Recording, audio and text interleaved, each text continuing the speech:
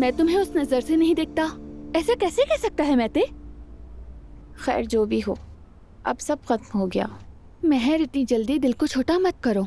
क्या उसकी वजह से उदास हो रही हो? जिमल यार, मैं देखने के लायक नहीं हूँ क्या? ये तुमसे किसने कह दिया? पहले जरा वो खुद को तो देख ले।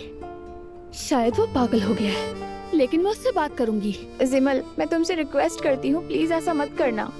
मैंने तुमसे कहा था कि उससे बात करो, मैंने गलत किया। इसका तुमसे कोई ताल्लुक नहीं है। ये सब कुछ मेरी अपनी ही वजह से हुआ है। मैंने ही अपने आप को उसके काबिल समझा।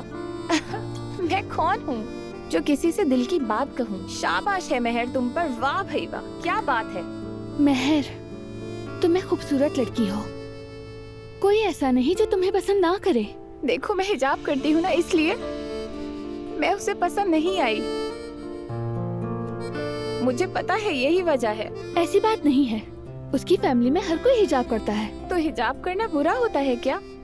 उन बातों के बारे में मत सोचो, ऐसा कुछ भी नहीं है। और ये मर्द हजरात न जाने खुद को समझते क्या हैं।